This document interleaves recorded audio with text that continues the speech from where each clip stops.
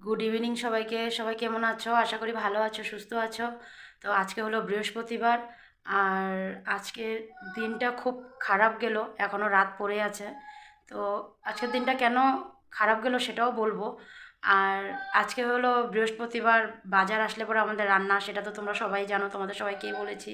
তো আর মা নেই বলে মানে সবটাই একলা হাতে করতে হচ্ছে। তো ঠাকুর দিতেও আজকে বৃহস্পতিবারে ঠাকুরটা দেওয়াটাও অনেকটা লেট হয়, কারণ কি বৃহস্পতিবারে ঠাকুর দিতে অনেকটা সময় লাগে আর কি। তো ঠাকুর দিয়ে নেমে এসে বাজার আসলো, রান্নাবান্না করে সারতে সারতে অনেকটা বেলা হয়ে গেছিলো। তাই আজকে কি রান্না করেছি ওটাও দেখাতে পারিনি তোমাদেরকে, তো দেখাবো আমি পরে কি রান্না করেছি। আর আজকে যে দিনটা বললাম যে খারাপ, সেটা হলো কি, আমি তোমাদেরকে কালকে বলেছিলাম যে আমার পিসোর শরীরটা খারাপ, হাসপাতালে ভর্তি। তো উনি আজকে ভোর রাত্রে চলে গেছে আমাদেরকে ছেড়ে। তো সেটাই হলো আজকের দিনটা আর কি খারাপ। কেমনে বলবো আর, মানে আমার বাবা গেছে এখনও 2 মাস হয়নি ভালো করে।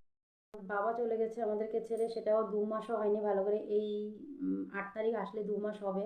তো এই 2 মাসের ভিতরে আরেকজন চলে গেলো আমাদেরকে ছেড়ে। তো ওটাই আর কি, খুব দুঃখের না বলো। তো আর কি বলবো, আর যার যতটুক সময়, তো সময়টা ফুরিয়ে গেছে তাই আর কি চলে গেল। তো এখন তো সন্ধ্যা হয়ে গেছে, তো এখন যাব সন্ধ্যাটা দিতে। সন্ধ্যাটা দিয়ে আসি, তারপরে আবার আসবো তোমাদের কাছে। তো তোমরা দেখতে থাকো। দুয়ারে জল দিয়ে ঠাকুর ঘরে চলে আসলাম, সন্ধ্যাটা দিয়ে দেব এখন। তো দেখো আমার পিছনে ছোটোজন দাঁড়িয়ে আছে, আর দেখেছো না প্রদীপটা খালি নিভিয়ে দেয়।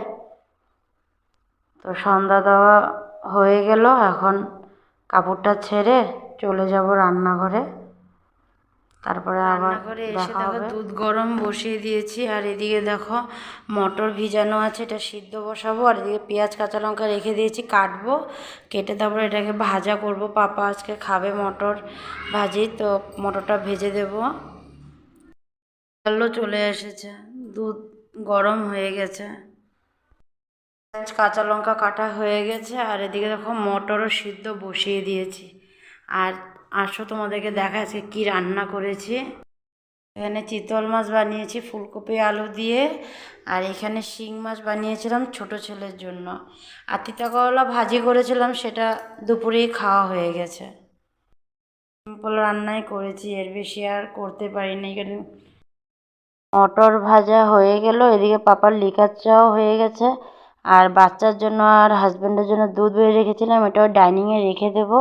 পাপাকে চা আর মটর ভাজি দিয়ে দিয়েছি, আর ডাইনিংয়ে দেখো সবজি এনে রেখেছিলাম, এগুলোও আমার কাটা হয়ে গেছে, এখন রেখে দিয়েছি।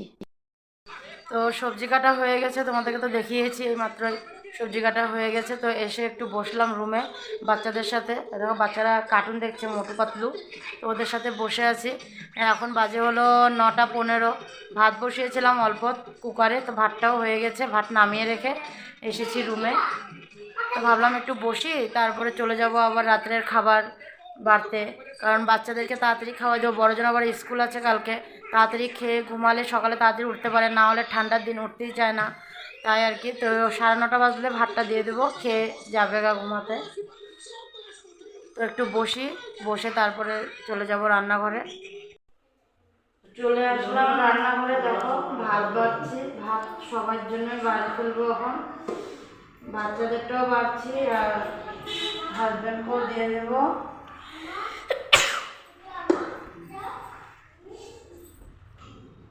ভাতটা দিয়ে দিই। ভাতটা বাড়তে একটু লেট হয়ে গেছে, তখন বলতে ভুলে গেছিলাম, কারণ বসেছিলাম যে টাইমটা খেয়াল করতে পারিনি। তো দেখো সবাইকে ভাত দিয়ে দিয়েছি, সবাই খেয়ে নিচ্ছে, এদিকে পাপাও খেয়ে নিচ্ছে, আর ছোট ছেলেটাও নিয়ে নিলাম, ওকেও খাইয়ে দেবো। তো সবার খাওয়া দাওয়া হয়ে গেল, শুধু আমি বাকি আছি, তো আমিও এখন খেয়ে নেব। তো আজকের জন্য ভিডিওটা এতটুকুই, আগামীকাল অন্য ভিডিও নিয়ে আসব।